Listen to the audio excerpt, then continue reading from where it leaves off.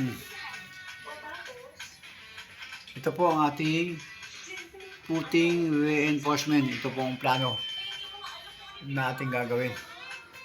May luwang pong 37 meter 50 at 21 meter.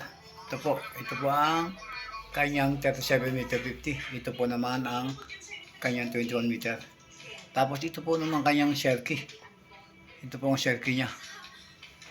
Gitna. Ito po dalawang ito. Yung guhit na putol-putol, yan po ang sherky.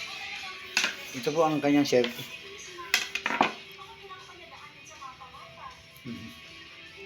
Kung itong po yung titingnan, ito pong ilalim ito ang ating sherky. Yan ang hukay. Mayroong ito po ang kanyang lalim, may ano pong 2 meter 50. Ito po 2 meter 50, 2 meter 50 po yan lang. Ito po ang ating ilalatag una. Ito po, ito ang ating sherky. Ito po. At ating po muna titingnan ng ating BBS.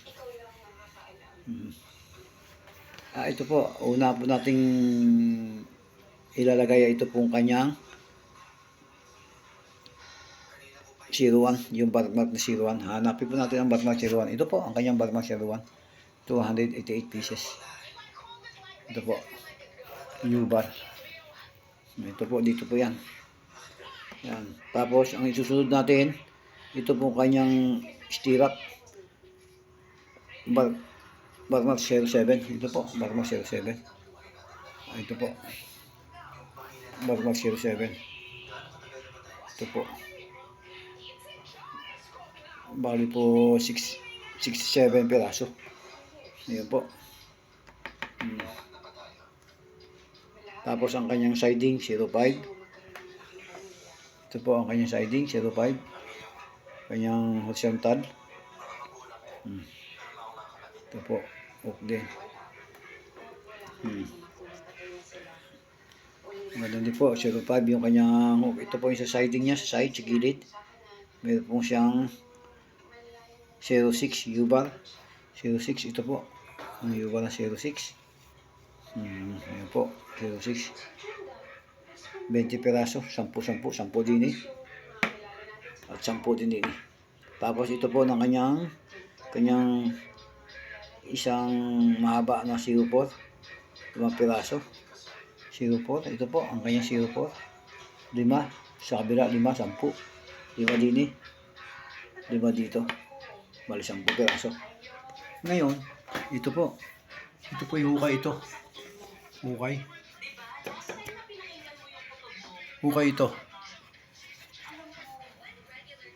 Ito pong mula din sa may gilid na ito po ay may blinding na.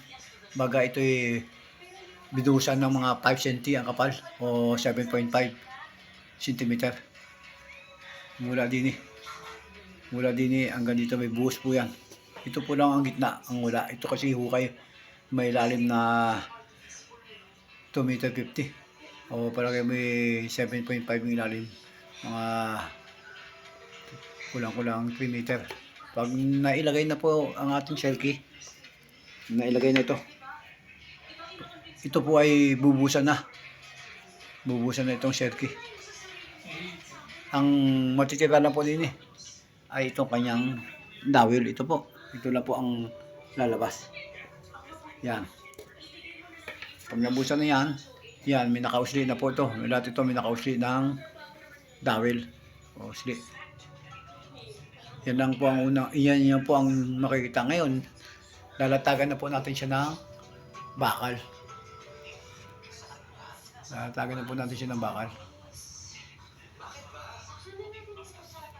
Ito po ang kanyang bottom. Ito po ba? Nakalagay, bottom. Ito po. Mula din hanggang doon sa 37 meter 50. Yan. Hindi po ba? Yan. Ang kanyang bakal ay 32 diameter. 15 cm ang kanyang spacing. Barmark 13 bottom. Hanapin po natin yung barmark 13. Ito po ang kanyang barmark 13. 438 piraso na papasok. Yan, straight bar lang, straight. 438.